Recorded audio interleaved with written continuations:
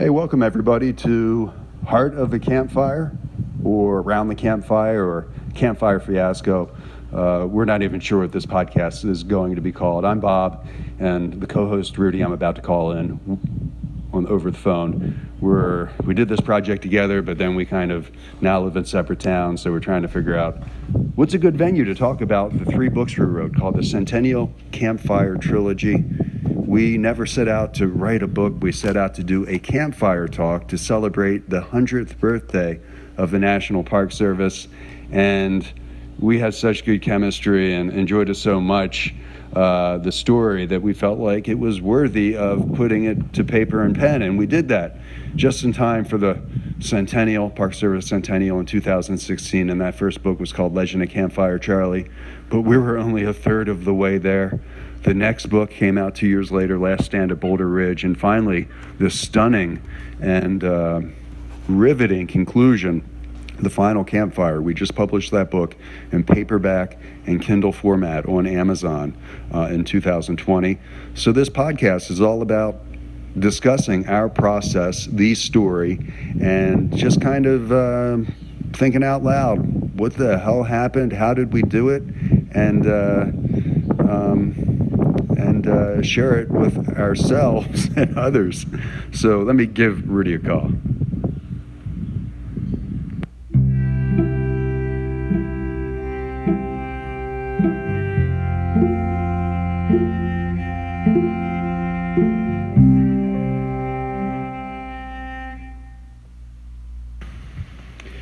Hey, just starting off, Rudi, I wanted to apologize for that crack about the Heartlighter wood. I kind of implied there that you were kind of a rookie around the campfire and couldn't get the darn campfire started. So wanted to apologize for that right out of the gate. Well, I got lost. Lighter wood. I mean, and you told people like I read about it, like I'm some kind of, like I'm some kind of greenhorn novice, but I actually my dad used to take us camping. I spent a lot of time out in the woods as a kid growing up in Rockledge. I mean, we didn't use the word Heartlighter, but my dad, basically we got pine. I knew that pine, burned a little bit better.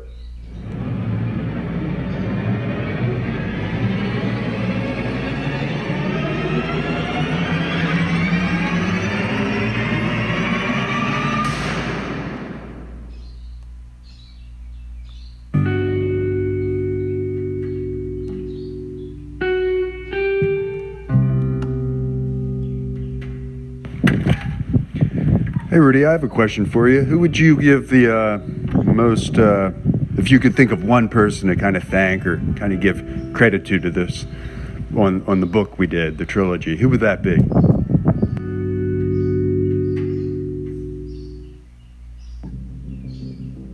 In that story, believe it or not, there is I remember, at my previous job, there was a fellow I used to work with, in my particular vocation, giving talks, giving interpretive talks.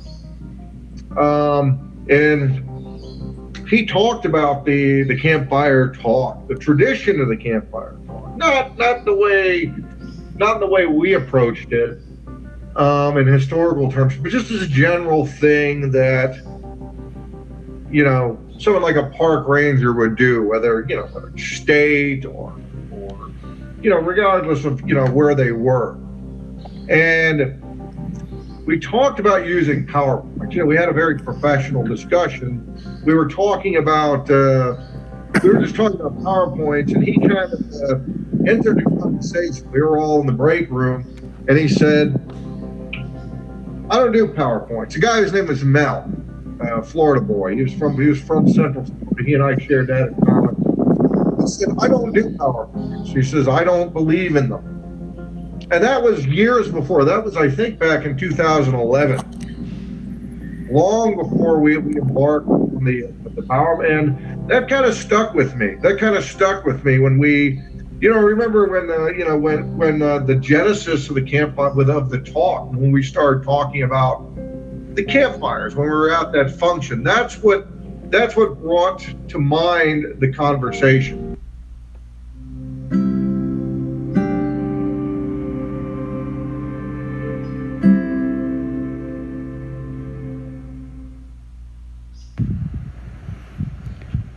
Hey, Rudi, I got another question for you. If you're from Florida, everybody thinks of Disney. What's your Campfire's kind of the antithesis of Disney? So what's your first experience as a native Floridian around a campfire? I remember this, my first camping. It brings me back to my first camping experience, which was not a... Now, of course, my dad, God rest his soul, he took us camping. We went to campgrounds. Of course, we sat around the campfire, which was wonderful. I have great memories of that. But I remember going and seeing talks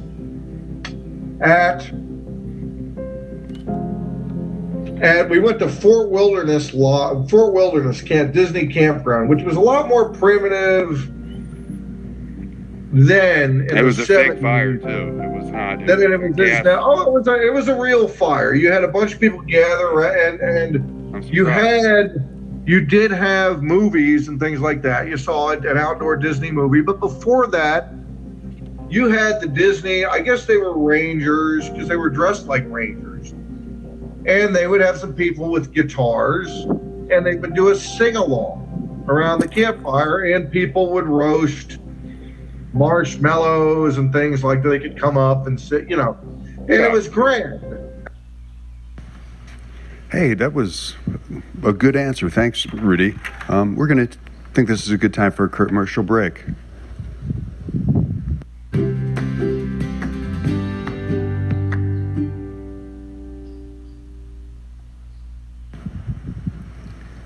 Hey, have you ever been out in the woods and needed to start a campfire? Couldn't find one?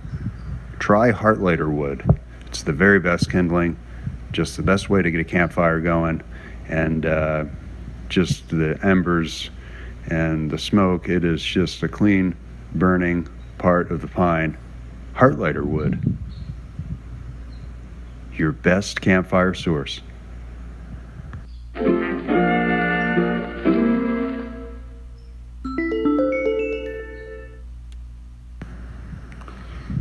All right, here's another curveball for you. If you had to choose between discussing the overarching theme, the writing process, the characters, the three books, maybe the origin story of the books, or setting, which one would you choose? Well, let's try tomorrow. We'll do a little 5-minute podcast about the setting. And what the swamp is, the people who live there, how it's changed over time, how it went from a very freewheeling frontier to what it is now, which is kind of...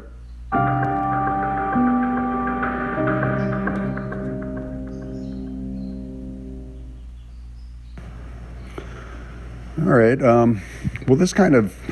I think one of the origin stories of this book is a parking lot. You were out parking cars, and you smelled food at a nearby campfire. Maybe you could tell us a little bit about that.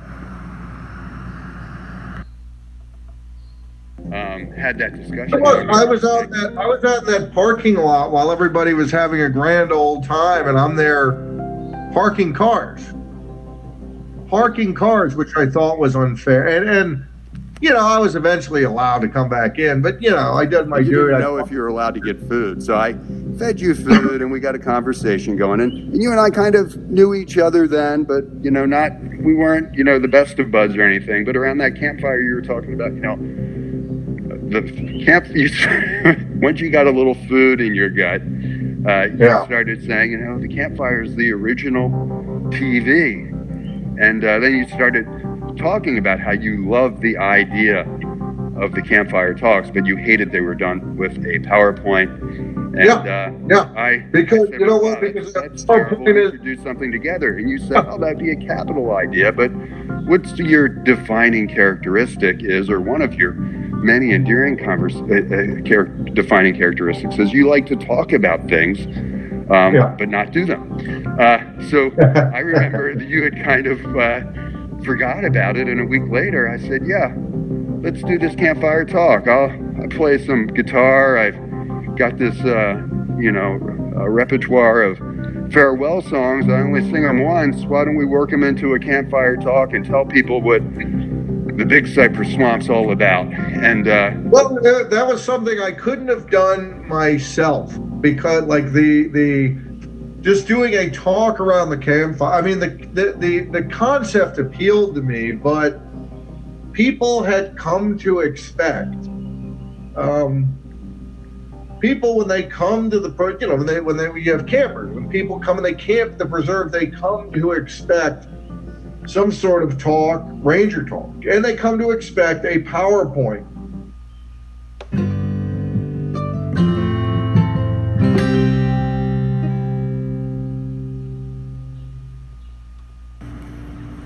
all right, well, there you have it. That was Rudi and I's maiden podcast, and as you can see, we have a lot of work to do, but don't doubt, and I think it's the rule of the ninja: never doubt, never fear, never second guess. Rudi and I are going to figure this out, and I think we're going to have some good discussions, even if it's only us listening. So hope to hear from you next time, and until next time, remember, insert catchphrase here. All right.